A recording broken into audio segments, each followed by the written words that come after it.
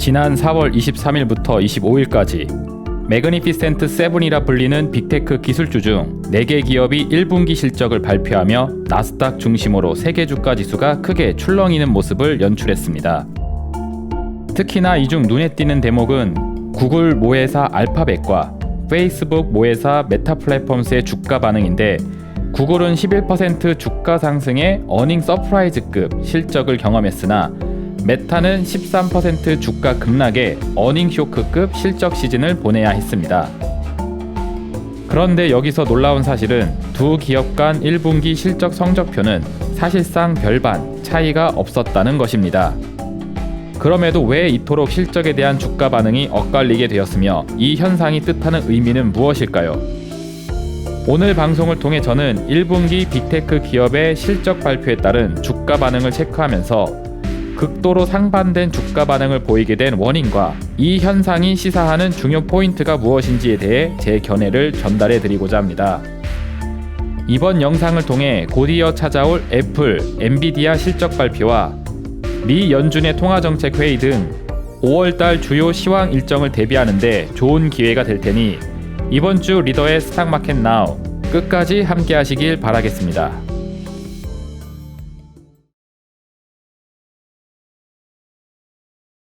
자, 반갑습니다. 리더 스탁 정예준입니다. 이번 주 스탁마켓 나우 시간에는 빅테크 기술주들의 1분기 실적 리뷰 같이 보도록 하겠습니다. 최근에 매그니피센트 세븐 기업 중에 4개 기업이 실적을 발표를 했어요. 그리고 주가가 크게 급등락을 보이게 됐고, 이에 따라 지수 출렁임도 크게 발생을 했습니다. 대체 어떤 실적 데이터가 나왔길래 그렇게 극단적인 반응을 보였는지 확인해 보면서 이번 실적 시즌을 어떻게 바라봐야 할지에 대한 부분 준비를 해봤습니다.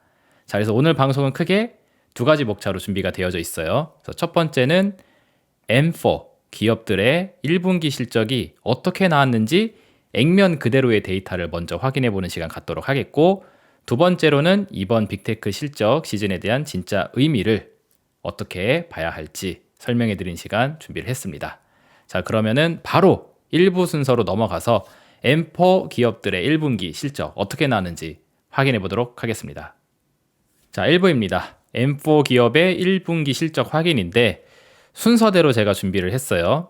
실적이 발표된 순서대로 테슬라, 메타 플랫폼스, 그리고 구글, 마이크로소프트 이렇게 4개 기업이 실적이 나오게 됐습니다.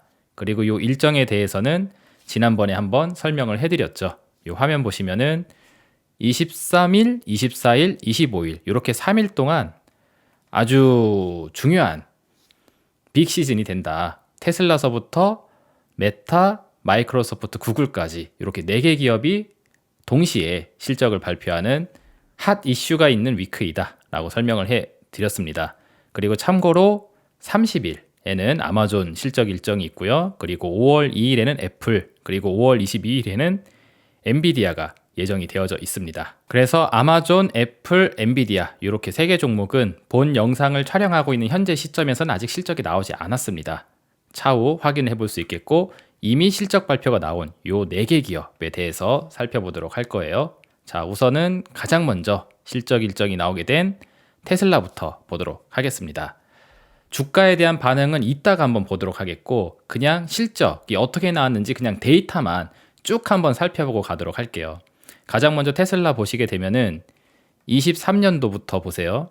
23년 이게 1분기, 요게 2분기, 요게 3분기, 요게 4분기입니다. 여기 밑에 날짜 보이실 거예요.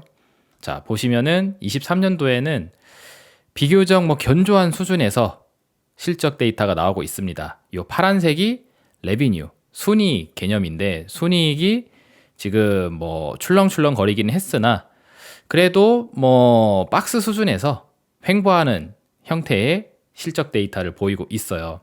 자, 근데 24년 1분기에 들어서게 되게 되면서 이 레비뉴가 크게 급감하는 모습이 확인이 됩니다. 그리고 EPS, 주당 순이익이죠. 그래서 이 순이익, 레비뉴를 주식 수량으로 나눈 거, 이 실적 어닝을 주당 순이익으로 나눈 거, EPS, earning per share. 그래서 이 EPS 값 같은 경우에도 이 순이익, 레비뉴 값하고 동일하게 움직이게 되어져 있죠. 왜냐면은 이 실적, 어닝에 해당되는 부분이 분자에 들어가게 되니까 이 주식 수량만 똑같다 하게 되면은 변할 게 없어요. 회사가 뭐 증자 혹은 뭐 감자 등등의 활동을 통해서 주식 수량이 변화가 생겼다. 그러면 EPS 값의 변화가 이 주식 수량에 의해서도 변화가 생기겠지만 만약에 그런 일절 활동이 없었다 하면은 EPS를 만드는 변수는 오직 요 분자에 해당되는 어닝, 실적밖에 없습니다. 그래서 실적이 오르면은 EPS도 같이 상승하고 실적이 떨어지면은 EPS 같이 하락을 하겠죠. 그래서 요 EPS 회색값 보시게 되면은 레비뉴하고 똑같이 움직여요. 테슬라 보시면 이렇게 상승했다가 이렇게 떨어졌다가 이렇게 다시 상승했다가 이번에 훅 떨어지게 되죠. 그래서 레비뉴의 추이와 EPS 추이가 이렇게 따라서 움직이는 게 확인이 됩니다. 공통점을 확인하자면은 24년도 1분기 이번 실적이죠. 예, 이번 실적이 발표되면서 요 낙폭이 레비뉴에서도 많이 나왔고 EPS에서도 많이 나왔다. 즉 실적이 지난 분기 대비해서 좋을 게 없었다라는 결론이 나올 수 있겠습니다. 그리고 참고로 여기 노란색으로 그어져 있는 선은 요 forecast라고 해서 예상치예요. 그래서 요 예상치가 실적 발표 전에 예상했었던 수치이고 그리고 실제 실적이 나왔을 때 수치가 요 막대 그래프 되겠습니다. 그래서 예상보다 실적이 좀 안 좋게 나왔죠. EPS도 예상치보다 낮게 나왔고요. 그죠? 요런 부분이 있습니다. 그래서 테슬라 실적을 좀 정리를 해보게 되면은 예상치보다도 안 좋게 나왔고 지난 분기 대비해서도 안 좋게 나왔고 낙폭도 보게 되면은 조금 떨어진 게 아니라 좀 급격하게 떨어지는 부분이 목격이 되고 있죠. 즉 1분기 실적이 결과적으로 안 좋은 데이터가 확인이 된다라는 결론을 낼 수가 있겠습니다. 확인되셨죠? 네, 자 그러면은 테슬라 확인했으니까 바로 다음으로 넘어가서 메타 플랫폼스 같이 보도록 할게요. 메타 플랫폼스도 23년도랑 비교를 해보시게 되면은 23년도 1분기, 2분기, 3분기, 4분기 좀 점진적으로 상승하는 모습을 보이고 있습니다. 요거에 따라서 EPS 값도 같이 상승하는 모습이 목격이 되고 있죠. 자, 근데 24년도 1분기 이번 실적이 발표가 되게 되면서 레비뉴 값이 이렇게 통 떨어지게 되고 이에 따라서 EPS도 톡 떨어지게 됩니다. 지난 23년도에는 분기별로 실적이 급격한 상승은 아니지만 그래도 점진적인 상승을 보여나가는 모습이 확인이 됐는데 이번에는 이렇게 톡 떨어지는 모습이 확인이 되고 있어요. 그리고 이 노란색 포어캐스트 값 보게 되면은 예상보다 살짝 넘어가는 레비뉴 그리고 예상보다 좀 크게 넘어가는 EPS 값이 확인이 됩니다. 노란색보다 값이 높게 찍혔잖아요. 그래서 예상치에 준하는 혹은 예상치를 상회하는 그런 실적 발표가 나와졌습니다. 다만 지난 분기 대비해서는 이렇게 좀씩 떨어진 부분이 있죠. 근데 테슬라랑 비교를 하면 어때요? 테슬라가 떨어졌던 낙폭 대비에서는 뭐 크게 떨어지진 않았습니다. 메타 플랫폼스가. 그래서 공통점은 23년도는 비교적 괜찮았는데 24년 1분기 들어서는 떨어졌다라는 공통점이 있는데 실적의 감소폭을 보면은 테슬라보다는 별로 심각하진 않다. 이렇게 좀 정리를 해볼 수가 있겠죠. 자, 그리고 이어서 다음 종목 구글 보도록 하겠습니다. 구글 같은 경우에도 비슷해요. 23년도 실적 1분기, 2분기, 3분기, 4분기 보시게 되면은 요 레비뉴가 파란색 선 쭉 따라 올라가는 거 확인이 되죠. 그러다가 이번 분기 들어서는 살짝 콩 떨어졌습니다. 확인되죠? 그리고 EPS 같은 경우에도 같이 상승을 뚝 하다가 여기서 좀 독특한 흐름이 좀 나오죠. 레비뉴 값이 떨어졌는데 구글 같은 경우에는 1분기 EPS 값이 이렇게 올라가는 모습이 확인이 됩니다. 자, 아까도 이야기했지만 EPS는 earning per share라고 해서 주당 순이익이에요. 레비뉴가 이렇게 떨어지게 되게 되면서 이렇게 하락을 했잖아요. 이에 따라서 EPS 값도 같이 떨어져야 됩니다. 왜냐하면 분자값이 내려오게 되니까요. 근데 만약에 EPS가 올라가려고 하게 되면은 EPS가 떨어지는 것보다 이 쉐어, 이게 더 많이 떨어져서 분모가 더 많이 떨어지게 돼야지 EPS 값이 올라갈 수가 있어요. 즉, 이 주식 수량에 변화가 있었다는 거죠. 이게 어떠한 연유에 의해서 진행이 됐는지는 구체적으로 좀 살펴봐야 될 텐데 제가 그 자세한 맥락까지는 확인을 하질 못했습니다. 다만 뭐 추정이 되는 게 회사가 뭐 자사주 매입을 했다라는 부분이 있어서 그게 영향을 준 건지 모르겠어요. 그래서 이 주식 수량에 의해서 EPS 값이 올라간 거지 어닝이 상승하면서 EPS가 올라간 건 아니다. 그러니까 실적이 개선되면서 EPS가 올라간 게 아니라는 거죠. 주식 수량의 변화에 의해서 뭔가 변화가 생겼다고 볼 수 있겠습니다. 그래서 그런지 여기 보시면 forecast 값이 이렇게 낮아져 있는데 얘는 EPS 값이 크게 상회를 해버렸죠. 실적만 따지고 보면은 실적이 이렇게 올라가다가 이렇게 쿵 떨어질만 하니까 이게 떨어지는 만큼 EPS 값의 예상치를 이렇게 밑으로 나눴는데 어떠한 연유인지 모르겠지만 EPS가 단독적으로 높게 나왔습니다. 실제 순이익이 떨어지게 됐는데도. 그래서 이런 좀 독특한 흐름이 있긴 있어요. 근데 중요한 건 어쨌든 실적에 대한 부분, 순이익에 대한 부분은 하락하면서 진행이 됐다라는 사실입니다. 그래서 구글 같은 경우에도 다른 회사들하고 비교했었을 때 실적 데이터 결과가 크게 차이가 없어요. 보시면은 이렇게 완만하게 상승하던 23년도를 보내다가 24년 들어서는 좀 떨어졌죠. 메타 플랫폼스가 떨어졌었던 낙폭하고 좀 비슷한 수치가 내려왔다라고 보실 수 있겠습니다. 자, 여기까지가 이제 구글의 내용이고요. 이제 마지막으로 마이크로소프트 보도록 할게요.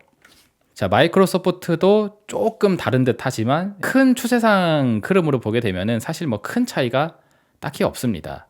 23년도를 보내면서 이 레비뉴 값이 점진적으로 상승을 해오고 있었던 모습이 확인이 됐다가 이번 1분기에는 약간 뭐 살짝 내려가거나 거의 비슷한 수치가 확인이 되고 있죠. 그래서 EPS도 이렇게 같이 상승을 했다가 여기서부터 살짝 플랫하게 진행되는 모습.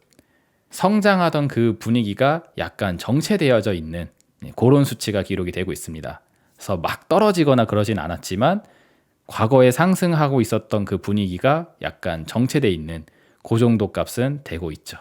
자, 그래서 이 4개 기업의 실적 데이터를 쭉 확인을 해봤는데 액면 데이터 그대로만 살펴보게 되면 어떠한 공통점이 있느냐? 바로 23년도에 완만한 실적 성장을 기록했으나 24년 1분기 들어서는 실적 성장세가 꺾였다라는 거. 거기에 대해서는 저 4개 기업이 공통점을 가지고 있어요. 그래서 어떻게 보면은 비슷한 실적 데이터가 나왔다라고 볼 수 있겠습니다. 그리고 전분기 대비해서 하락한 개념이기 때문에 어닝 서프라이즈라는 개념을 적용하기에는 좀 무리가 있겠죠. 지난 분기 대비 뭐 이렇게 급증을 했다 해서 그래프가 가파르게 올랐다 하면은 서프라이즈라는 표현을 할 수가 있겠지만 떨어졌거나 똔똔이니까 서프라이즈격 해석을 할 만한 요인은 딱히 없었다라고 해석을 할 수 있어요. 자, 근데 이제 여기서부터가 중요하죠. 이런 비슷한 실적 데이터가 나온 이 4개 기업의 주가가 실적 발표와 함께 어떠한 반응을 보였는가에 대한 부분을 살펴보게 되면은 상당히 놀라운 사실을 발견할 수가 있습니다. 그래서 제가 방송 썸네일에 빅테크 기업의 실적 사기 크기다라는 극단적인 표현까지도 하게 된 겁니다. 자, 가장 먼저 테슬라 다시 보시게 되면은 테슬라의 주가가 실적을 발표하게 되면서 시간의 거래를 통해 주가가 13% 폭등하는 모습이 연출이 되어졌어요. 그게 이 그래프입니다. 이게 분봉 그래프인데 분봉 차트를 보게 되면은 여기서 갑자기 차트가 빵 뛰어 올라가는 게 보이실 텐데 요게 실적 데이터가 나오고 난 이후의 주가 반응이라고 보시면 되겠습니다. 24일 날 장이 끝나고 나서 실적이 나왔고 시간의 거래에서 이미 상승을 했어요. 그래서 다음 날 개장했었을 때 바로 10%대 상승을 빵 뛰어서 시작을 하게 된 거고, 그리고 현재 시점에서 테슬라는 여기서 주가가 한번 또 뛰었습니다. 제가 이 차트를 준비했었을 때 이제 월요일 날 자료를 준비를 했는데 방송 촬영은 지금 화요일 날 하고 있거든요. 그래서 하루 사이에 이게 시간의 거래에서 또 올랐어요. 그래서 테슬라 주가가 지금 194달러 수준에서 진행이 되고 있습니다. 15% 정도가 또 뛴 거죠. 그래서 맨 처음 실적 반응 나왔을 때 13%, 그 다음에 실적 반응으로 한 15%, 그래서 굉장히 짧은 시간 동안 거의 한 30% 가까운 시세가 상승을 했다라는 거죠. 실적을 발표한 직후에. 자, 근데 테슬라 어떤 실적이 나왔다고 했죠? 아까 기억이 나지 않을 수도 있으시니까는 위로 올라가서 다시 보여드리도록 하겠습니다. 자, 테슬라 아까 전에 보셨던 4개 기업 중에 레비뉴 낙폭이 제일 크고 EPS 낙폭도 제일 컸었던 기업, 그리고 심지어 포캐스트 예상치도 크게 하회하는 유일한 회사가 테슬라였습니다. 요 노란색 값에 크게 못 미치는 데이터가 나왔잖아요. 그렇죠. 예상치를 하회하는 실적이 나왔기 때문에 어떻게 보면 어닝 쇼크 개념이라고 볼 수 있습니다. 그래서 액면 데이터도 떨어졌고 예상치도 하회하고 4개 기업 중에 실적이 가장 안 좋게 나왔다고 볼 수 있는데 주가는 어떻게 됐다? 최근 며칠 동안 가장 높은 상승률을 기록하면서 여기서 13% 뛰었고, 그리고 하루 사이 한번 뛰었어요. 그래서 194달러까지 올라가면서 한 2, 3일 만에 주가가 거의 한 30% 정도를 뛰어버렸습니다. 대단하죠. 그래서 왜 상승을 했는가에서 살펴보게 되게 되면은 주류 언론은 이런 식으로 풀이를 하고 있어요. 저가 전기차가 내년 초에 출시할 거고 이게 대박이 날 거다라는 기대, 내년 초에 출시될 신차에 대한 기대감으로 올랐다라는 표현을 하고 있습니다. 어닝 쇼크를 터뜨린 기업한테. 이게 상당히 우스운 일이죠. 심지어 이 저가 자동차를 만들게 된 배경도 가만히 살펴보게 되면은 상당히 좋지가 않습니다. 지난 방송 제 걸 잘 보신 분들은 아마 이해하실 거예요. 지금 테슬라가 자꾸 전기차 가격을 내리게 되는 이유를 살펴보게 되면은 전기차를 만드는데 발생되는 이 비용이 상당히 증가를 했는데 전체적으로 세계 경기가 안 좋다 보니까는 전기차에 대한 수요가 없다고 제가 계속 이야기를 하지 않습니까? 그러니까는 비싸게 팔면은 안 팔리는 거예요. 그러니 최대한 비용을 싸게 해서 저가의 전기차를 내놔야지 그나마 장세가 될 수 있다. 즉 불황에 따른 불황 마케팅을 해야지만 일정 수준의 장사가 될 수 있는 그런 단계에 있다라는 거죠. 이게 잘 이해가 안 되시면은 빵집으로 제가 설명해 드리잖아요. 빵을 엄청 만들어 놨는데 손님들이 비싸다고 안 사 먹는 거예요. 그러니까 야, 빵 생산하는 거 일단 중지. 그리고 싼 거, 뭐 소보루 단팥빵 이런 것만 만들어라. 그래서 이것만 팔자. 라는 전략으로 가는 게 이 지금 일론 머스크의 테슬라의 현 상황 되겠습니다. 그럼 이게 반길 만한 일이냐? 라는 거죠. 장사가 안 돼서 감산을 하고 싸게 만들어서 불황 마케팅, 가성비 장사를 하자라는 쪽으로 전환했다는 것은 그만큼 지금 시장에서 전기차에 대한 수요가 떨어져 있다라는 걸 상징하는 거고, 그만큼 자동차를 구매할 수 있는 구매 능력이 떨어져 있는 불황 경기를 반증하고 있는 사실이라고 저는 생각을 합니다. 그래서 이런 불편한 상황에 대한 부분을 어떻게 보면은 좀 억지로 해석을 해서 주가 상승의 이유를 갖다 쓴 게 아닌가 싶어요. 그러니 아직 출시도 되지 않은 내년 출시가 될 1년이라는 시간 동안 또 실적 공백기가 생길 수 있는 이 상황을 내년에 대한 기대감을 이유로 주가를 또 띄워놓는 이런 이제 또 괴상한 형태의 장세를 또 구현하고 있습니다. 그리고 이 전기차에 대한 기대가 있다 하게 되면은 이 기대감이 이번에 갑자기 생긴 게 아니잖아요. 이전에 주가 반응이 나왔어도 나올 법한 상황인데 하필 어닝 쇼크격 실적이 나온 이번 시즌에 맞춰서 실적이 악화됐다는 사실을 싹 무시해버리고 주가 반응을 급등시켜서 테슬라에 뭔가 좋은 일이 생기고 있다라는 식의 분위기, 저가 매수에 들어가도 될 만한 상황이다라는 그런 분위기를 주고 있습니다. 상당히 좀 자기적인 부분이 있다라고 저는 보여져요. 그리고 테슬라의 주가만 이런 식으로 허무맹랑한 시세가 나왔느냐? 아니죠. 다른 회사들도 똑같습니다. 자, 보시면은 반대로 급락을 해버린 메타 플랫폼스를 보도록 할 텐데, 이 메타 플랫폼스 같은 경우에는 1분기 실적이 크게 악화되진 않았습니다. 또 기억이 안 나실 것 같으니까 아까 전에 보셨던 데이터 다시 체크해 보도록 할게요. 자, 메타 플랫폼스 1분기 들어서 순이익이 떨어지고 EPS가 감소를 하긴 했습니다만 테슬라만큼 떨어지진 않았어요. 그리고 포캐스트 예상치를 보게 되면은 예상치에 준하는 수준의 순이익 레비뉴가 나왔고 예상치를 크게 상회하는 EPS도 나왔습니다. 그러면 최소한 이거는 어닝 쇼크라는 개념의 흐름으로 보기에는 무리가 있죠. 테슬라조차도 예상치도 떨어뜨리고 전분기 대비 낙폭도 큰 애들도 어닝 서프라이즈라는 식의 이제 주가 반응을 보였는데 메타 플랫폼스 같은 경우에는 아니잖아요. 그 정도로 떨어지지도 않았고 예상치를 상회하는 데이터가 나왔습니다. 근데 주가가 어떻게 반응했느냐 보시면은 이렇게 주가가 15% 시간의 거래를 통해서 또 하락을 해버렸습니다. 그래서 메타 1분기 실적 시장 예상치를 상회했지만 주가는 마이너스 15%다. 되게 웃기죠? 그래서 왜 15%가 떨어졌는지 또 주류 언론이 어떻게 설명해 주는지를 들어보시게 되면은 1분기가 아니라 앞으로의 분기, 앞으로 2분기 실적에 대한 전망치가 안 좋다. 그래서 이번 분기는 비교적 잘 버텼는데 다음 분기가 되면은 실적이 확 꺾일 것 같아요. 왜? AI에 대한 투자가 많이 증가할 것 같으니까. 그래서 하락을 했다라고 또 써 갈겨놨습니다. 근데 잘 생각해 보세요. 이 AI 투자가 증가되고 있는 것이 과연 악재인 것인가? 지금 많은 사람들이 빅테크 기업들에 대해 긍정적인 평가를 해주고 있는 게 이 AI에 대한 투자를 아낌없이 하고 있기 때문에 그래서 좋아하는 거 아닙니까? 한편으로 보게 되면은 그래서 미래 신산업의 포문을 여는 그런 굴지의 회사이다라는 그 기대감, 성장에 대한 기대감으로 올라가는 주식이에요.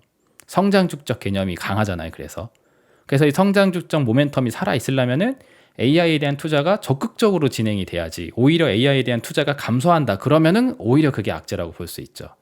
그래서 악재라는 개념의 타이틀을 갖기에는 살짝 어색한 그런 요인인데 아무튼 이런 걸 갖다 대면서 주가가 하락하게 된 원인을 얘기하고 있습니다. 그리고 1분기 실적이 나온 타이밍에 맞춰서 2분기에 대한 실적 가이던스가 안 좋다라. 요 내용으로 또 주가를 급락시켜 놨어요. 그래서 이 액면적 데이터가 테슬라보다 월등히 좋은 그런 데이터를 보여줬는데도 주가의 반응은 괴상하게 급락으로 연출이 되어 버렸습니다. 그리고 이제 이상한 부분은 여기서 끝나지 않죠. 활용 정점은 바로 이제 이 구글입니다. 구글 같은 경우에는 역사적인 신고가를 이번 기회에 또 경신을 했어요. 최근에 나스닥 지수가 피크를 찍고 살살 내려오다가 좀 반등이 일어나고 있는 게 최근의 분위기인데 구글 같은 경우에는 신고가를 경신해서 더 올라가 버렸습니다. 그래서 최근에 175달러 수준까지 주가가 한번 뛰어 올라갔었던 이력도 있어요. 그래서 실적 발표와 함께 얘는 주가가 13% 급등하는 모습이 연출이 되어졌습니다.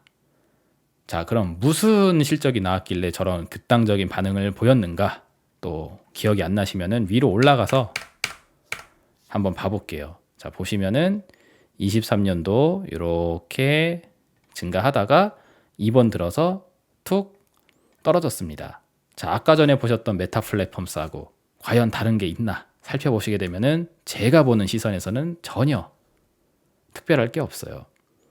얘도 예상치를 상회하는 수준의 데이터가 나와주게 됐고, 그래서 액면적 데이터는 다른 기업들 하고 뭐 큰 차이가 없는데 주가는 아까 보셨다시피 폭등을 해줬다라는 거죠. 그래서 왜 그렇게 폭등을 했는가 해서 주류 언론이 하는 이야기를 살펴봤더니 이번에 첫 배당 발표를 했다라는 이유로 이게 떴다라는 거죠. 그러니까 이거는 또 재미난 게 이제 메타 플랫폼스하고 또 상충되는 내용입니다. 자, 아까 전에 제가 성장주들이 갖고 있는 주가 상승 모멘텀으로 R&D 이야기를 했잖아요. AI 기술에 대한 적극적인 투자. 이게 상승 모멘텀이라고 볼 수 있습니다. 그러면은 구글도 이 성장주로서의 상승 모멘텀을 유지를 하려면은 이런 회사는 기술 개발을 하는데 자금을 올인을 해야지 배당을 내려줄 그럴 기업이 아니에요. 최근에 제가 배당주 관련된 그 강의 영상 하나 제작을 해드렸는데 그거 보신 분들은 기억나실 겁니다. 배당을 많이 주는 회사는 안정적인 매출과 영업이익이 확보가 되고 R&D에 큰 돈을 쓰지 않아도 되는 그런 회사들. 그래서 대표적인 배당주들 우리나라 기업들 설명해 드렸을 때 제가 은행주들 보여드렸고 그리고 먹는 것과 관련돼 있는 회사들 그리고 뭐 KTNG, 담배 이런 회사들 보여드렸죠. 그래서 라면 만드는데 담배 만드는데 뭐 기술 개발할 돈이 필요가 있느냐? 딱히 없어요. 그래서 순이익이 생겼을 때 이거를 주주들한테 환원을 해주고 그리고 남는 돈 가지고 또 다음 연도 장사를 해도 무방하기 때문에 그런 회사들은 배당을 내리는 데 있어서 딱히 페널티가 없다. 그래서 그런 회사들이 고배당을 주는 것이다. 설명해 드렸습니다. 하지만 얘네는 얘기가 다르잖아요. 지금 뭐 4차 산업의 미래로 가는 데 있어서 엄청난 경쟁을 해야 된다고 하는데 그래서 이 회사가 발생드린 순이익을 다음번 기술 개발을 위해 전력을 다해도 모자랄 판에 배당을 내려주겠다라고 합니다. 주주들한테 순이익을 환원해주겠다고 하는 거죠. 그래서 이거는 기술주들에게는 좋은 내용이라고 보기가 어려워요. 제가 보는 기준에서는 그렇습니다. 뭐 돈이 너무 남아 도니까는 기술 개발하고도 남는 돈이 있어서 내려주는 거다. 이렇게 해석을 하자라면 할 수가 있는데 그러려면 1분기 실적이 엄청나게 폭등을 해야죠. 아까 전에 보셨던 레비뉴가 가파르게 상승을 해야지. 근데 지난 분기 대비 떨어졌잖아요. 이런 차원으로 보았을 때 구글이란 회사가 성장하는 데 있어서 몰두를 하지 않고 있다라는 측면으로 보게 되면은 이 배당을 내려준다는 사실이 좋은 내용으로 보기가 저는 힘들다고 생각을 합니다. 근데도 이게 주주 환원책이다라는 이유로 주가를 띄어 올리는 동력으로 작동을 해줬는데 이게 좀 다소 오해의 소지가 있다라는 거죠. 누가 보면은 실적이 엄청나게 좋게 나가서 주가가 폭등해버린 것처럼 그렇게 보여질 수 있는데 돈이 너무 많이 남아 돌아서 뭐 배당을 해주는 걸로 보여질 수가 있는데 아까 액면 데이터 그래서 보여드린 겁니다. 다른 회사들하고 크게 차이가 나지 않는 실적 데이터가 나왔어요. 그럼에도 이런 갖가지 이유를 갖다 대면서 주가를 폭등시킨 거죠. 그래서 이 빅테크 기술주들의 주가 반응들이 상당히 극단적인 편차를 두고 있는 상태입니다.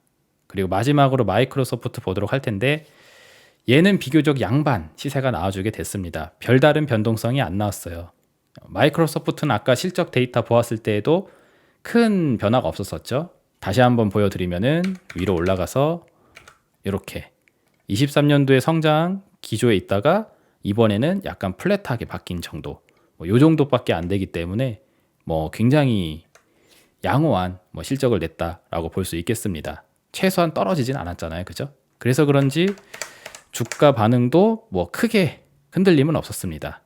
실적 발표 전에 실적 우려가 있다고 하면서 한번 푹 뺐다가 실적 발표하면서 예상보다 괜찮은 실적이 나왔다라고 하면서 상승을 해서 예전에 있었던 주가 궤도로 다시 돌려놓는 상황.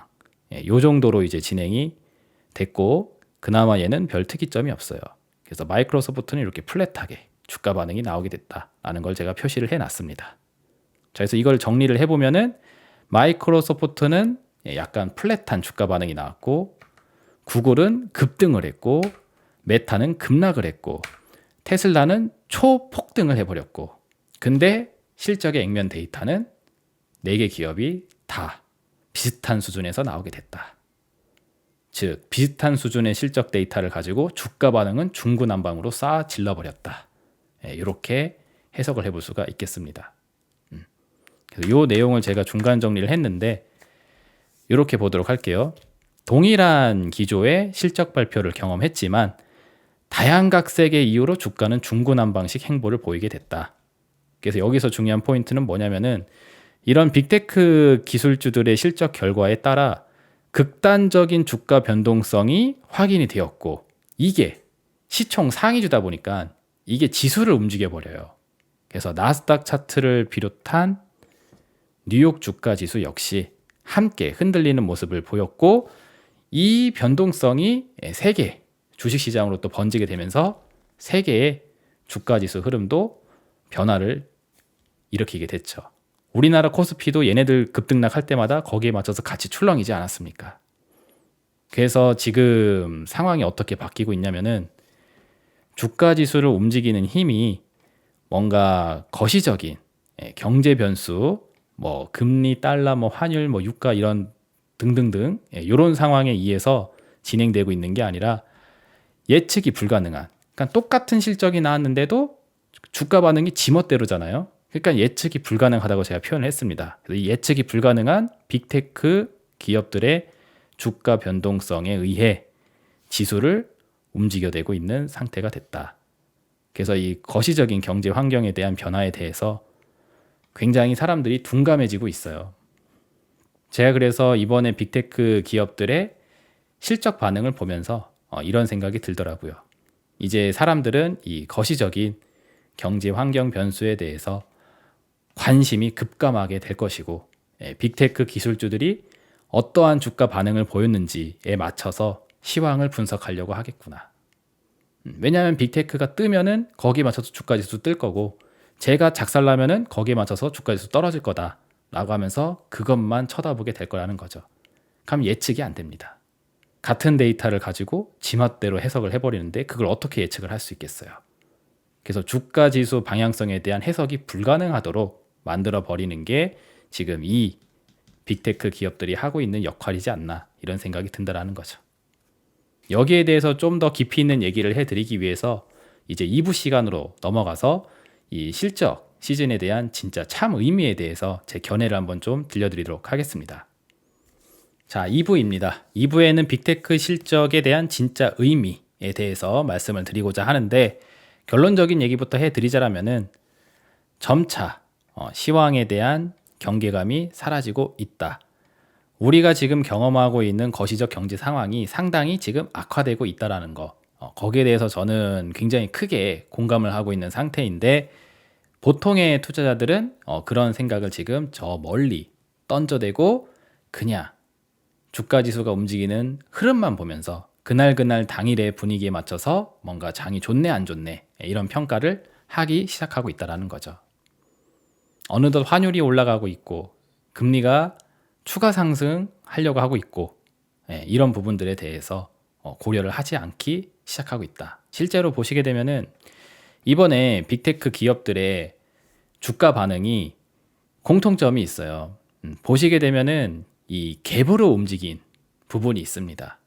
제가 아까 전에 봤었던 분봉상 차트를 일봉으로 가져와 봤는데, 테슬라가 실적 발표하면서 주가 떴을 때 요거거든요. 그래, 이게 어떻게 떴는지 보시게 되면은 이게 장중에 급등을 한 게 아니라 지난 캔들이 이거고 실적 발표 이후의 캔들이 요거예요. 그래서 이만큼 갭으로 상승한 부분이 있죠. 그리고 구글 같은 경우에도 실적 발표 전, 실적 발표 후 주가가 떴는데 어떻게 떴느냐? 갭으로 빈 공간을 냅두고 떴다라는 사실. 그리고 마이크로소프트 같은 경우에도 실적이 우려가 된다라고 하면서 이렇게 푹 떨어졌다가 갭으로 떨어졌죠. 그리고 실적이 까니까 생각보다 괜찮다 하면서 올랐는데 오르는 것도 갭으로 올라가게 됐습니다. 그리고 떨어진 메타 플랫폼스 같은 경우에도 떨어지는 게 장중에 쭉쭉쭉쭉 내려온 게 아니라 시간의 거래를 통해서 여기서부터 이만큼 푹 개파락으로 내려오게 됐어요. 실적이 발표되는 시점 자체가 장이 끝나고 나오고 있다 보니까는 그에 따른 주가 반응이 장중에 일어나지 않고 장외에서 발생을 하기 때문에 이러한 갭 현상이 목격이 되는데, 이 갭으로 인해서 주가가 등락이 완성되게 되면은 어떠한 기술적인 특징이 있느냐 보시면은 이 적은 거래량에 높은 시세 변동이 가능하다라는 사실이 이렇게 숨겨져 있습니다. 이게 무슨 뜻이냐면은 우리가 장중에 주가를 올리려면은 높은 거래량이 필요해요. 장중에 체결해야 되는 매물들이 많기 때문에. 근데 시간의 거래, 장외에서 진행이 되게 되면은 거래량이 많이 없어도 시세는 크게 움직일 수가 있습니다. 그래서 거래량을 힘이라고 보시면 되는데, 별다른 힘을 들이지 않고도 시세 변동성을 높게 만들 수 있다. 다르게 표현하면은 적은 금액의 푸싱을 해서 주가의 급등락을 만들 수가 있다는 거죠. 이 개념을 좀 더 자세히 설명드리기 위해 제가 좀 사례를 하나 준비를 했는데 여기 보시면은 이 캔들 두 개가 있어요. 그래서 앞에 게 A라고 치고 뒤에 게 B라고 했었을 때 A는 장중에 장대 양봉으로 올라간 겁니다. 그래서 여기가 시가이고 여기가 종가. 그래서 장중에 10%가 올라간 장대 양봉 캔들이 있고, 그리고 B는 전날 종가가 여기 있는데 갭으로 뜬 겁니다. 여기서 이만큼 그냥 한 번에 갭으로 떠서 시가가 이렇게 세팅이 되고 와리가리 하다가 종가가 똑같이 끝나서 이렇게 마감이 됐다 하면은 전일 종가 대비해서는 10%가 뜬 걸로 마감이 되겠죠. 그래서 시세라는 결과만 놓고 보게 되면 둘 다 똑같이 10% 상승입니다. 하지만 기술적으로 보았을 때 이 10% 상승은 이 A하고 B가 굉장히 큰 차이가 있어요. 동일한 10% 상승이라도 기술적으로는 굉장히 큰 차이가 있다는 거죠. 그 이야기를 옆에다 제가 써놨습니다. 전일 종가 대비 똑같이 10% 급등이어도 장중에 상승한 장대양봉 경우에는 거래량을 크게 동반하게 되지만, 왜? 장중 대다수의 투자 자금이 참여하고 있는 시간대에 맞춰서 주가가 올라간 거기 때문에 그 참여자들의 자금을 체결시키면서 가야 된다. 그러니까 우리 호가창 보면은 거기에 매도 매물 쫙 걸려 있잖아요. 그거를 다 체결시키면서 주가가 올라가줘야지 10%까지 도달할 수가 있습니다. 자, 근데 시간의 거래를 통해서 진행된 갭상승의 경우는 본 게임이 아니라 어떻게 보면 좀 연습 게임, 그런 개념에서 진행된 상승. 그래서 일반적인 경제 입찰 방식이 아니라 이렇게 단일가 방식으로 적은 거래를 가지고 가격이 형성이 되잖아요. 그래서 그 시세를 가지고 주가를 띄운다라는 것은 메이저한 시장이 아니라 이제 마이너한 시장에서 적은 거래량으로도 만들어낼 수 있는 높은 시세라는 거죠. 그래서 우리가 일반적으로 이렇게 갭상승을 빵 띄우게 되게 되면은 약간 이제 좀 부실공사 개념입니다. 시세는 이만큼 떴지만 여기 공간이 이렇게 퉁 비어져 있는 거죠. 그래서 요거를 확인하겠다고 이렇게 내려오는 과정이 일반적으로 잘 나오게 돼요. 우리는 그거를 갭 메우기라고 많이 표현하게 되죠. 그래서 갭상승 이후에는 갭을 체크하러 내려오는 이런 일련의 과정을 경험한 다음에 이게 신뢰할 만한지가 체크가 돼서 신뢰가 될 만하다 하면은 다시 올라가는 거고, 아니면 이제 다시 이렇게 제자리로 돌아와서 여기서 올라갈지 말지를 다시 생각하게 되는 그런 형태가 뒤따라오게 되는 경우가 많죠. 그래서 이 갭 메우기가 발생되는 이유도 이것 때문에 그렇습니다. 장외에서는 10%짜리 시세가 나왔다고 하는데 이게 장중에 메이저한 마켓에서 진짜 인정받을 수 있는 건지는 또 다른 의미라는 겁니다. 근데 지금 빅테크 기술주들이 만들어낸 저 급등락의 시세가 전부 다 갭이라는 사실. 그래서 적은 거래량으로 높은 변동성을 냈다라는 겁니다. 그래서 그런지 우리나라 시장 같은 경우에도 비슷한 흐름이 연출이 되고 있어요. 지금 보고 계시는 화면은 코스피 200 선물 일봉상 차트 흐름인데, 제가 이 자료를 준비했던 게 어제 월요일입니다. 그래서 월요일까지 일주일 동안 흐름을 제가 이렇게 5거래일 캔들로 준비를 했고, 그리고 이전에 있었던 1, 2, 3, 4, 5 5거래일 동안의 흐름은 이 전주예요. 4월 셋째 주. 요게 4월 넷째 주. 그래서 4월 넷째 주가 아까 빅테크 기업들 실적 나오면서 주가 급등락 보였을 때, 그때인데 이 4월 넷째 주에 우리나라 코스피 200 선물 지수 보시게 되면은 일단 기본적으로 다 갭이죠, 갭. 여기서 이만큼 뜬 것도 갭. 여기서 이만큼 떨어진 것도 갭. 여기서 이만큼 올라간 것도 갭. 여기서 이만큼 올라간 것도 갭. 갭. 그리고 시선을 내려서 거래대금을 보시면은 거래대금이 평균값을 다 하회합니다. 요 제가 끄어놓은 여기 검정색 선이 62평선인데 60일 이동 평균값을 하회하는 거래대금만 확인이 되고 있어요. 평균치를 넘어서지 못하고 떨어지는 상태에서 볼륨이 낮습니다. 그래서 거래량이 낮다라는 것은 그만큼 신뢰가 떨어진다라는 표현으로도 할 수가 있는 거거든요. 그래서 신뢰가 되지 않는 그런 상승 급락이 연출이 되었다. 근데 그 전주의 흐름을 보게 되면은 여기는 캔들이 꽉꽉 차 있죠. 꽉꽉 차 있으면서 거래 대금의 사이즈도 보시게 되면은 이렇게 평균값을 상회하는 그런 캔들들이 많이 보입니다. 특히나 얘랑 얘 보시면은 거래 대금 사이즈가 좀 크죠. 얘도 좀 크네. 얘도. 그래서 그 지난주 같은 경우에는 거래량을 동반해서 캔들도 꽉꽉 차 있는 그런 형태의 그림을 잘 보여줬는데, 이번 일주일은 빅테크 기술주에 의해서 주가는 급등락을 엄청 세게 보였는데 그 과정에서 신뢰가 되는 모습은 보이지 않는다. 시세만 보면 어때요? 시세만 보면은 이만큼 떨어졌다가 이만큼 올려서 하락했었던 것보다 올라간 게 더 커, 보시면은. 근데 이 내려오는 과정에서 발생된 거래량은 사이즈가 있고, 올라가는 과정에서의 거래량은 사이즈가 평균을 하회합니다. 그리고 밑에 있는 외국인 수급 그래프도 보시게 되면은 누적 순 매매량이 이렇게 훅 떨어졌었는데 최근에 반등하는 과정에서는 이 그래프가 잘 올라오지 않고 있죠. 좀 플랫하게 움직이는 게 확인이 됩니다. 그래서 외국인 수급도 컴백된 게 별로 없어요. 근데 지수는 여기까지 땡겨 올린 그런 상태라는 거죠. 근데 이걸 누가 만들었다? 빅테크 기술주들의 실적이 이걸 만들었다. 그래서 지수는 많이 땡겨줬으나 글쎄요, 제가 보는 입장에서는 신뢰가 되지 않는 그런 흐름으로 보여집니다.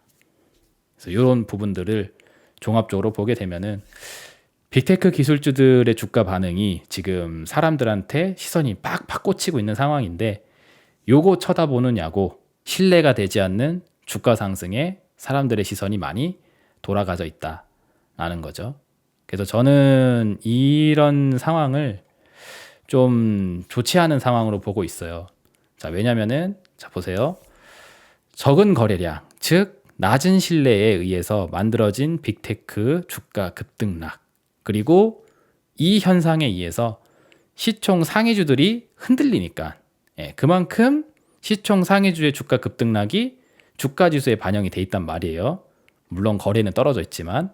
자, 그래서 빅테크 주가의 흥망성쇠가 주가 지수를 움직이는 핵심 변수로 부상을 하게 되면서 신뢰가 낮은 주가 변동성을 만들어내고 있는데, 이 과정에서 진짜 시황 변수라 할 수 있는 거시적 경제 환경의 악화는 조용히 묻히고 있기 때문입니다. 왜 이 시황 변수, 그러니까 진짜 중요한 게 왜 묻히고 있다라고 표현을 하냐면은, 이 빅테크 기술주들이 실적 발표하는 시점에 맞춰가지고 중요한 일정들이 같이 발표가 되었습니다. 근데 거기에 대해서는 지금 싹 묻어 있다라는 거죠. 대표적으로 어떤 게 있느냐, 제가 준비를 해드렸는데, 다음 화면 보시면은 미 연준의 금리 인하 일정이 지금 지속적으로 연기되고 있는 상태입니다. 이 부분이 저는 상당히 임팩트가 있는 내용이라고 생각을 하는데, 어느덧 지금 빅테크 기술주들의 급등락에 의해 이런 내용들이 완전히 묻혀버렸어요. 금요일날 구글이 급등을 하는 그 시간 동안 PCE 지표가 발표가 나왔는데, 이 PCE 지표가 3월 전년 동기 대비해서 2.8%가 올랐다라고 하면서 전문가 예상치 2.6을 웃돌았다고 합니다.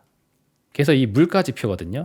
물가가 지금 다시 상승 압박을 받고 있다는 사실이 거론되면서 지금 어떤 이야기까지 나오고 있냐면은, 이번 주 FMC 일정이 다가오고 있는데, 이번 주 FMC에서 금리 인상을 거론하지 않을까 하는 그 우려감이 작용이 되고 있는 상태입니다. 저는 이거 헤드라인이 잘못 나온 줄 알았어요. 금리 인하인 줄 알았는데 금리 인하가 아니라 금리 인상을 거론하지 않을까라는 얘기가 나오고 있습니다. 지금 대다수의 사람들이 7월달 금리 인하를 생각을 하고 있었는데, 그 7월 금리 인하가 사실상 물 건너간 것으로 시장의 컨센서스가 모이고 있고, 지금 대다수의 투자자들이 바라보기로는 금리 인하가 아무리 빨리 시작을 해도 9월은 돼야 된다라는 게 일단 기본적인 스탠스입니다. 근데 심지어 이 9월달 금리 인하도 장담하지 못하겠다 하면서 12월은 돼야지, 디셈버는 돼야지 그때나 한번 발견할 수 있지 않을까 생각이 된다 라는 여론도 다소 생기고 있는 상태이고, 심지어 이거보다 더 세게 나가는 사람은 금리 인하를 생각할 때가 아니라 금리 인상을 고려해야 될 때이다 라는 이야기까지 나오고 있어요. 그래서 설마 이번에 파월 형아가 금리 인상 이야기를 하는 건 아닐까라는 이야기까지도 지금 기사화돼서 얘기가 나오고 있다라는 거죠. 그래서 연내 금리 인하를 하겠다고 이미 작년서부터 얘기를 해놨고, 그리고 주식시장은 23년도서부터 금리 인하에 대한 기대감을 선반영시켜서 주가지수는 상승을 시켜놓은 상태인데, 지금 24년도 들어서 약속했었던 금리 인하가 아니라 오히려 금리 인상 여부가 거론이 되고 있는 무대로 스텝을 옮겨가고 있는 상태입니다. 그래서 국고채 금리 같은 경우에도 일제히 상승을 했어요. 미국 FOMC 회의를 앞두고 매파적인 발언이 나오지 않을까라는 우려에 금리가 내려가질 않고 오히려 상승을 하는 모습을 보여주게 됐습니다. 그래서 요거 미국의 2년물 국채금리 차트 보시게 되면은 지금 신고가 경신 임박입니다. 보시면은 이게 22년도거든요. 22년도 동안 이게 쫙 올라가면서 긴축의 우려가 있다고 하면서 우리나라 코스피도 뭐 3,300포인트에서 2,100포인트까지 빠졌던 시간이 요때잖아요, 요때. 이게 올라가면서 그 사단이 나게 된 거고, 그리고 이게 상승세를 계속 기록을 하다가, 이렇게 상승세를 기록을 하다가 여기서 빵 꺾이게 되게 된 게 금리 인하에 대한 기대감이 나오기 시작을 했기 때문에 여기서 이제 꺾이게 되게 된 거거든요.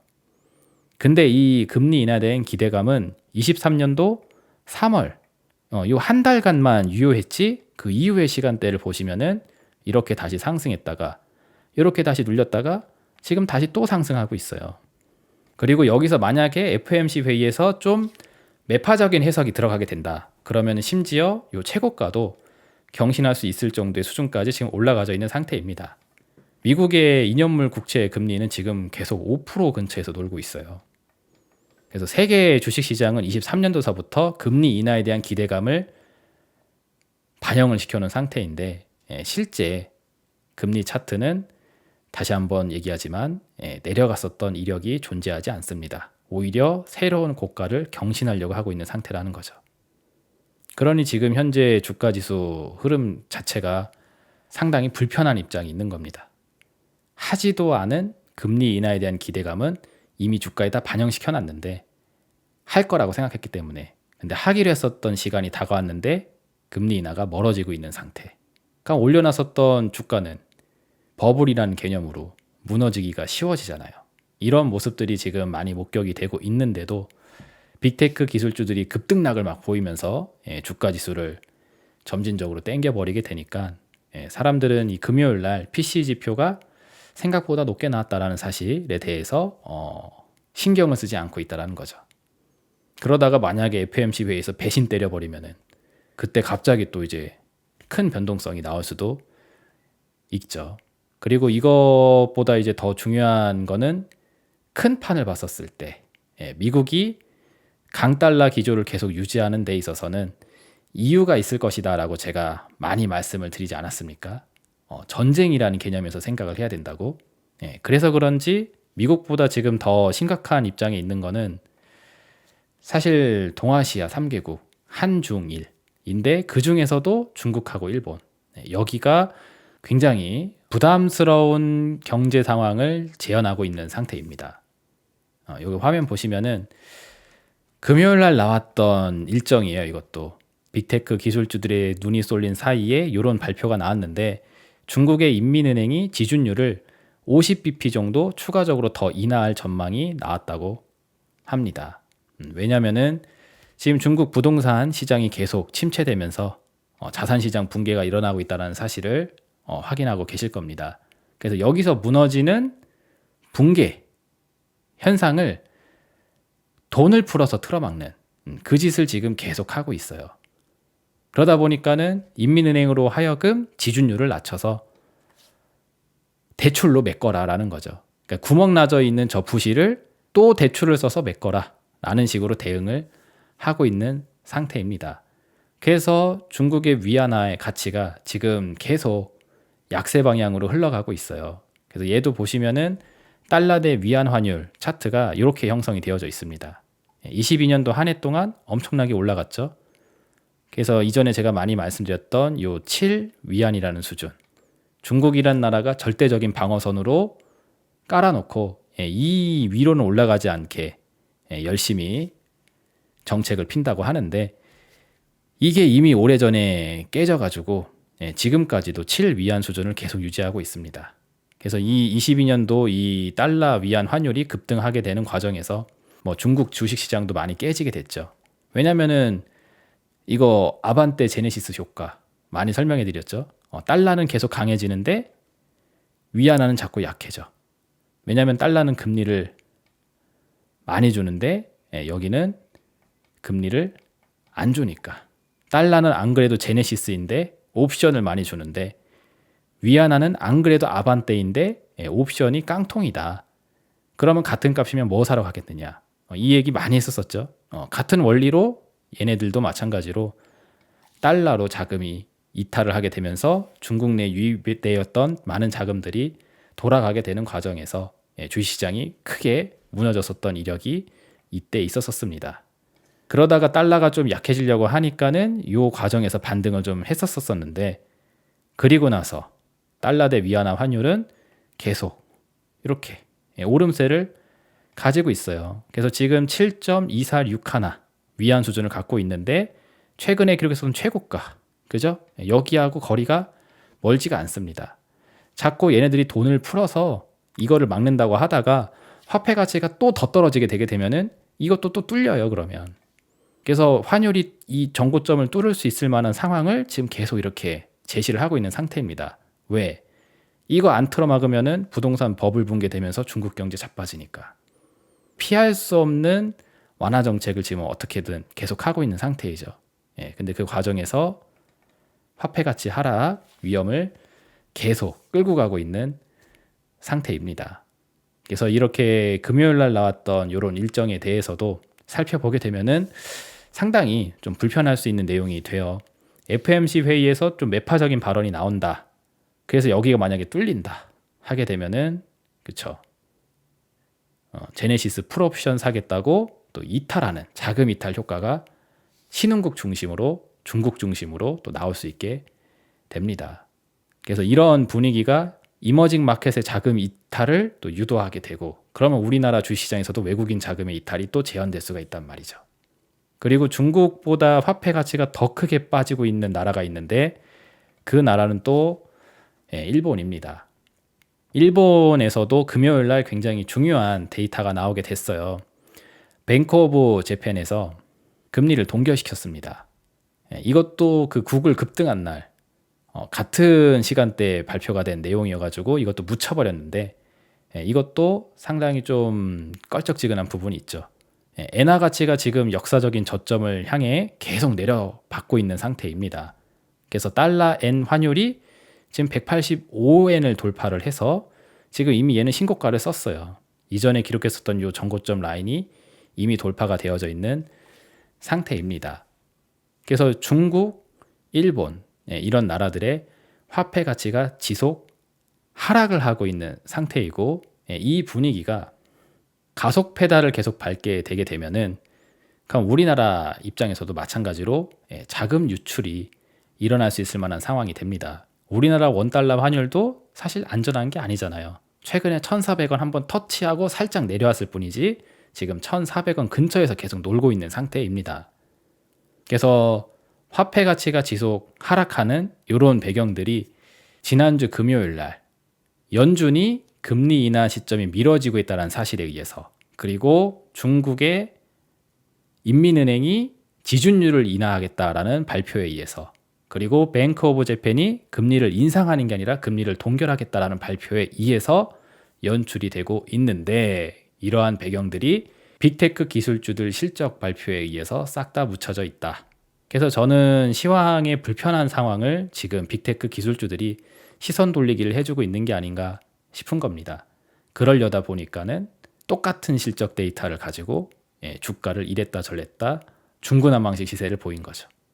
그럼 이거 가지고 얘는 왜 올랐느냐 얘는 왜 떨어졌냐 하고 사람들이 시시비비를 가리는 사이에 사람들은 이런 시황적 변화가 일어나고 있다는 사실에 무감각해지게 되고 그리고 제가 왜 이런 시황 변화에 더욱더 민감하게 생각을 하냐면은 이게 결과적으로 가려고 하는 미래가 어디인가를 생각해 봤었을 때 제가 오래전서부터 해드렸었던 그 전시경제 역학 차원의 아다리가 딱 맞아 떨어지는 내용이기 때문에 그렇습니다. 무슨 얘기냐? 지금 가만히 살펴보면은 미국의 달러를 제외한 기타 국가들, 특히나 동아시아 쪽에서는 중국하고 일본, 이쪽의 화폐 가치가 크게 하락을 하고 있는 상태입니다. 우리나라도 뭐 해당이 되긴 하죠. 1200원이라는 자리가 방어선인데 거기가 뚫린 지 우리도 거의 뭐 2년 가까이 살고 있는 상태이니까. 일본만 뭐 화폐 가치 떨어진다고 하면서 얼레리 꼴레리 하지만 우리나라도 뭐 비슷한 기조 속에 있지 뭐 큰 차이는 없습니다. 그래서 어쨌든 미국 달러를 제외한 기타 국가, 동아시아 국가들이 화폐 가치 하락을 계속 경험하고 있어요. 자, 근데 가만히 생각해 보면은 이 현상이 왜 나오는지를 잘 봐보세요. 이게 한편으로 보았을 때 금리 인하를 계속 미루면서 강달러를 유지하고 있는 미 연준에 의한 것일 수 있습니다.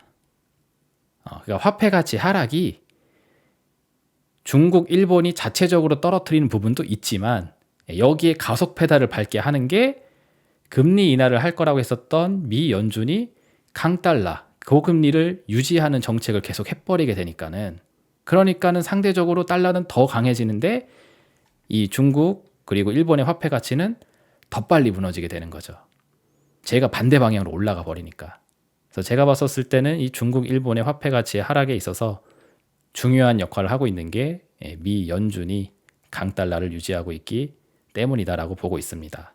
그럼 이 현상이 뜻하는 바가 무엇이냐 했었을 때 HTS방 너머의 세상이 어떻게 진행되고 있는지를 살펴볼 필요가 있다고 저는 봐요. 지금 이 센카쿠 열도 지역에서 계속 영유권 관련된 분쟁 상황이 지속이 되고 있는 상태입니다. 여기 보시면은 여기 이렇게 많은 섬들 점점점점점점 되어져 있는데 이게 오키나와로 이렇게 쭉 연결되어져 있는 센카쿠 열도 되겠습니다. 그리고 중국이 자꾸 해상 활동력을 확대하기 위해서 중국을 자기네 나라라고 계속 주장하는 활동을 해 나가고 있는데 이 과정에서 지금 일본의 센카쿠 열도와 영유권 분쟁이 계속 생기고 있어요. 그래서 제가 남중국해 지역의 지정학적 리스크 이게 차지하고 있는 중요성이 굉장히 크다라는 것을 오래전서부터 계속 강조를 드리고 있는 겁니다. 이 분쟁 상황이 지속이 되면서 만약에 중국과 일본을 전쟁의 무대로 끌고 오게 된다. 그러면은 지금 화폐 가치가 지속적으로 하락하고 있는 부분들이 굉장히 불편한 환경이 될 겁니다. 무슨 얘기냐면은 제가 다음 화면 넘어가서 설명을 이어서 드리도록 할게요. 만약에 중국이 대만의 공습을 강행을 한다. 제가 예전에 그런 얘기 했었었죠. 수세에 몰린 쥐가 고양이를 무는 격으로 중국의 자산시장 버블 붕괴에 의해서 막대한 경제적 피해를 맞게 되고 이를 타개할 방법이 없다 보게 되면은 극단적인 방법으로 군사적인 활동으로 넘어갈 수도 있다. 그래서 그런 활동을 이제 하게 되게 되면은 대만을 수호하고자 한미일 외교 동맹 전선이 움직이게 될 가능성이 높은데 이 중에서 한미일 중에서 일본이란 나라가 가장 선방에 서서 최전선에서 중국을 맞상대할 가능성이 가장 높다고 저는 생각을 합니다. 왜냐면은 지형적으로 붙어 있으니까. 우리나라 지형이 대만하고 붙어 있지는 않고 미국의 지형이 대만하고 붙어 있지는 않단 말이에요. 근데 일본의 영토는 센카쿠 열도가 있기 때문에 중국과 대만에 맞닿아 있습니다. 그래서 가장 먼저 가장 최전선에서 움직일 가능성이 높아요.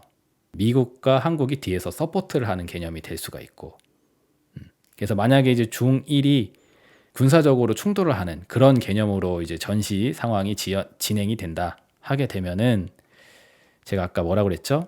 현재 화폐 가치 하락이 굉장히 큰 부담이 될 수 있다라고 말씀드렸죠. 왜냐면은 전쟁을 진행함에 따라 발생되는 이 신용 위험 때문에 그렇습니다.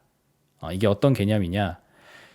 이 국가들이 전쟁을 한다는 뜻은 모든 걸 걸고 사활을 걸고 싸운다라는 거기 때문에 동원령이라고 하죠. 동원할 수 있는 모든 것들을 총동원해서 싸워야 합니다. 즉 군비 경쟁을 하게 되어져 있어요.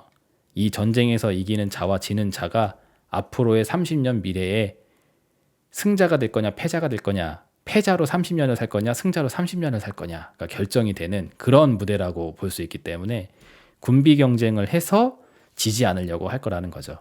그러려면은 정부는 막대한 전시 채권을 발행해서 원활하게 자금을 유통받을 수 있도록 해줘야 됩니다.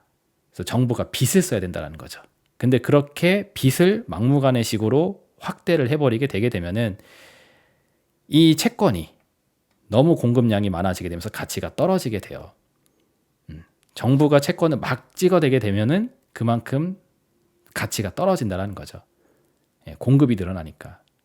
그리고 채권의 가격이 떨어진다는 뜻은 금리 입장에선 채권 금리가 상승한다는 뜻입니다. 그리고 채권 금리가 상승한다는 것은 곧 리스크 프리미엄이 올라간다는 거죠. 신용 위험이죠, 이게. 이 나라들이 전쟁을 하면서 어떻게 될지 모르니까 그만큼 위험하다라는 평가를 받게 된다는 겁니다. 그래서 그만큼 프리미엄이 높아져야 된다는 거죠.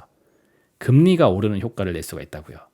그럼 중국도 그렇고 일본도 그렇고 지금 무너지는 경제를 막기 위해 계속적인 초완화 정책을 하고 있는 상태인데, 여기서 리스크 프리미엄이 상승하면서 빚에 대한 이자 부담이 높아지게 되게 되면은 경제적으로 굉장히 큰 페널티를 끌어안고 싸움을 해야 되는 상황이 되게 되는 겁니다. 그래도 만약에 전쟁에서 승리를 한다, 그렇게 되면은 그동안에 빚져놨던 거 메울 수 있는 여지가 생기죠. 승자로서의 시간이 이제 찾아오게 되니까 그때는 채권에 대한 가치가 올라가게 될 거란 말이에요. 근데 패자의 입장에 처하게 된다 하면은 빚은 이미 이빠이 져놨는데 패전을 해서 국가에 대한 신용 가치는 개박살 나버렸어. 그러면 이거는 회생이 안 되죠.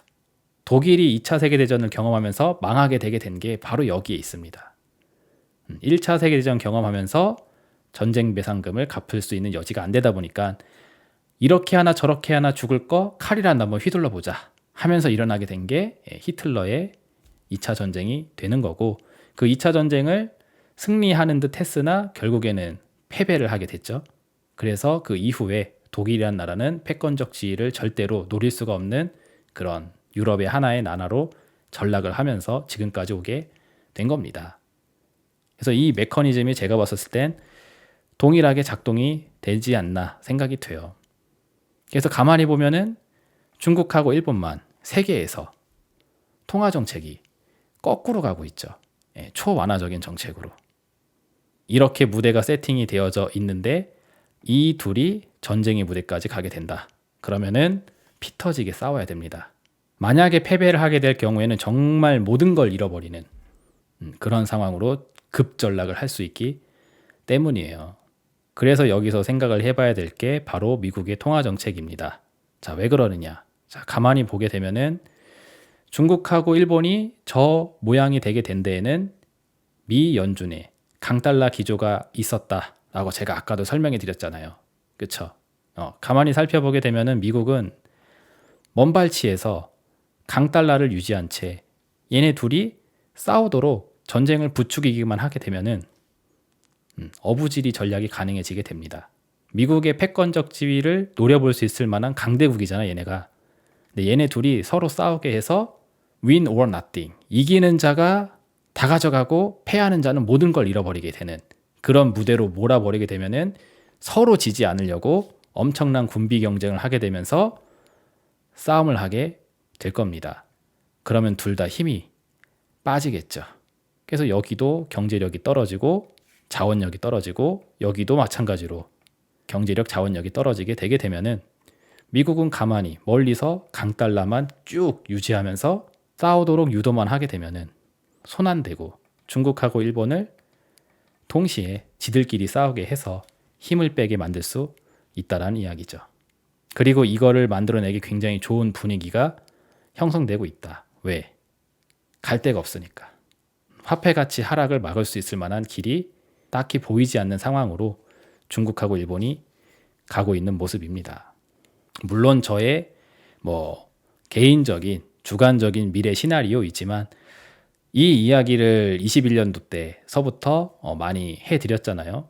전쟁이란 관점으로 생각해 보았을 때 지금 우리가 가게 될 미래가 이런 미래이지 않을까. 그래서 제가 미국의 달러가 쉽게 약세 전환이 될 수 없는 게 아닌가라는 이야기도 해드렸고, 근데 놀랍게도 지금 시간이 지나면서 금리 인하를 하기로 했었던 미국이 말을 살살 바꿔내고 있잖아요. 그러면서 강달러를 어떻게 해서든 계속 유지하려는 요 목소리를 내고 있죠. 제가 이러한 미래가 될 수 있을 거라고 전망을 했었던 배경은 이 상황을 전쟁으로 보고 있기 때문에 그랬던 겁니다. 만약에 제가 그런 생각을 하지 못했다라면은 어떻게 연준이 분명히 금리 인하를 하겠다고 이미 진작에 발표를 했는데 이게 연기될 수 있을 거라는 생각을 할 수 있었겠어요. 그죠? 저는 상황을 이렇게 보고 있었으니까는 금리 인하가 연기될 수 있다는 가능성을 제시를 했던 거고요. 근데 이게 실제로 진행이 되고 있잖아. 그럼 어쩌면은 제가 생각하고 있는 이 배경이 맞을 수도 있겠죠. 그러면 이거는 굉장히 위험한 일입니다. 엄중한 일이고, 이 목적을 달성하기 위해서라면 미국은 절대로 이 강달러라는 카드를 내려놓을 이유가 없단 말이에요. 본인들이 원하는 상황이 될 때까지 이 강달러라는 기조를 유지한 채 쭉 가게 될 텐데 그 상황이 결코 우호적이지가 못하죠. 고금리가 오래됐으면 오래될수록 수요가 계속 떨어지면서 펀더멘털 붕괴를 유발할 수 있기 때문에, 그래서 이런 부분들이 제가 생각하고 있는 큰 그림이고, 이 큰 그림에 부합할 수 있는 내용들이 지난주에 또 많이 등장을 하게 됐습니다. 그런데 이 그런 부분들이 빅테크 기술주들의 실적 쇼에 의해서 싹 묻어져 있다는 거죠. 그 이야기를 하고 싶어서 본 영상을 제작하게 된 겁니다. 보너스로 요거 기사 하나 더 보고 마감하도록 할게요. 최근에 나온 기사인데 트럼프가 만약에 대통령이 된다면 이런 얘기가 될 거라고 합니다. 연준하고 대통령이 한 자리에 모여서 금리 결정 협의를 같이 할 것이다 라는 이야기가 요새 나오고 있습니다. 그러니까 연준의 독립성을 주지 않겠다라는 거죠. 대통령이 정치 외교적으로 필요에 따라 금리를 결정할 수 있는 무대를 살살 지금 만들어 가려고 한다라는 겁니다. 물론 이거는 트럼프가 대통령이 자기가 된다면 이렇게 하겠다라고 얘기를 하게 된 건데, 실제로 뭐 일어날 일인지 아닌지는 알 수 없지만 만약에 이게 진행이 된다라면은 상황은 더 확실해지죠. 그럼 이젠 아예 대놓고 물가 지표가 어떻게 돼 있던지 간에 다 쌩까고 얘네들이 하고 싶은 대로 하겠다라는 겁니다. 정치 외교적으로 보았을 때 강달러가 필요하다 하면은 금리 더 때려 올리겠다라는 거예요.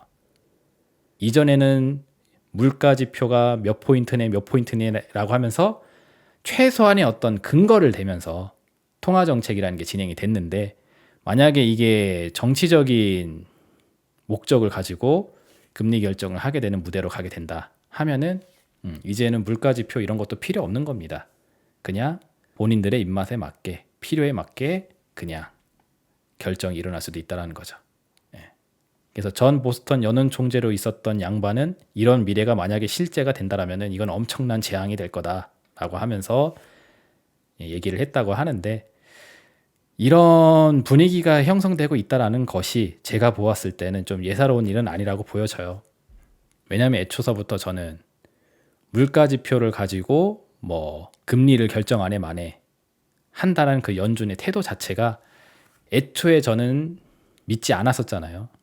그거를 지표로 삼아서 이렇게 한다 저렇게 한다라는 구색만 맞출 뿐이지, 내가 보는 입장에서는 전시경제 역학 차원에서 필요에 맞는 연준의 통화 정책이 진행되고 있을 뿐이다 라고 저는 애초에 봤던 사람인데, 지금 점점 경제가 악화되게 되면서 물가 지표가 진짜 목표 수준까지 이를 수 있을 만한 태세로 가고 있습니다. 수요가 많이 작살났기 때문에 이제는 인플레이션이 아니라 디플레이션을 우려해야 될 수준으로 저는 진행이 되고 있다라고 생각하고 있어요. 근데도 만약에 강달러를 유지해야 되는 어떤 목적이 있다 하면은 이제는 연준 저 밑으로 내려가고 내가 이제 맡아서 할게 하면서 이들이 결정하는 금리가 기준금리가 될 수 있는 상황으로까지도 가자라면 갈 수도 있다는 거죠. 전쟁이니까. 그래서 저는 전시경제 역학 구조로서 미 연준의 통화 정책이 고금리를 유지하게 될 것임을 오래전서부터 강조를 드려왔습니다. 설령 금리 인하를 시작한다고 해도 인플레이션이 다시 재자극된다. 그런 이유로 또 금리 인상을 강행할 수도 있다라는 이야기도 말씀을 해드렸었죠. 그래서 저는 그런 이야기를 했었던 배경이 바로 요거였기 때문에 이게 정말 맞다라면은 이들은 애초에 잡히지도 못할 물가 그리고 하지도 못할 금리 인하에 헛된 기대의 감으로 빅테크 버블만 끌어올렸을 뿐이고 최근에는 빅테크 실적에 따른 주가 지수의 급등락으로 시황의 본질을 흐리고 있을 뿐이다. 그래서 빅테크 기업들의 실적 사기극이다 라고 표현을 하게 된 겁니다. 물론 제가 하는 이야기는 그 어떤 곳에서 들을 수 없는 이야기고 주류 언론을 통해서 얘기되는 부분이 아니기 때문에 여러분들이 이를 받아들일 수 있을지 없을지 혹은 받아들이려고 할지 안 할지는 잘 모르겠으나 이전에도 말씀드렸다시피 저는 일기를 쓰듯이 그냥 제 생각을 그냥 과감없이 표현을 영상을 통해 진행하겠다고 말씀을 드렸었죠. 그래서 이전에 갖고 있었던 생각에서 저는 여전히 변화가 없고 거기에 대한 근거로 미 연준이 금리 인하 시점을 계속 미루고 있다는 사실, 그리고 중국과 일본의 통화 정책이 완화적인 기조에서 벗어나지를 못하고 있다는 사실, 그리고 남중국해 지역의 지정학적 리스크가 점진적으로 올라오고 있다는 사실을 가지고 말씀을 드리고 있는 겁니다. 앞으로 한 3, 4개월 정도 시간이 지났을 때 또 금리 인하를 해야 되냐 말아야 되냐라고 하는 시점이 또 찾아오게 되겠죠. 그때도 만약 여전히 고금리를 주장하면서 상황을 끌어가게 된다 하면은 더욱더 지금 제가 해드리는 이야기가 근거 있는 얘기가 되지 않을까 생각이 됩니다. 그런 미래가 다가올 수 있을지 한번 집중해서 장 이어보도록 하시길 저는 개인적으로 바라도록 하겠습니다. 자, 그러면 오늘 제가 준비한 내용은 여기까지이고요. 다음 주에 뭔가 새로운 시황 변수에 의해서 새로운 이벤트가 발생이 되거든 관련된 이야기 해드릴 수 있도록 하겠습니다. 그러면은 이번 주도 구독, 좋아요, 알림 설정 유지해 놓는 거 잊지 마시고 다음 주에 새로운 내용으로 인사드리도록 하겠습니다. 감사합니다.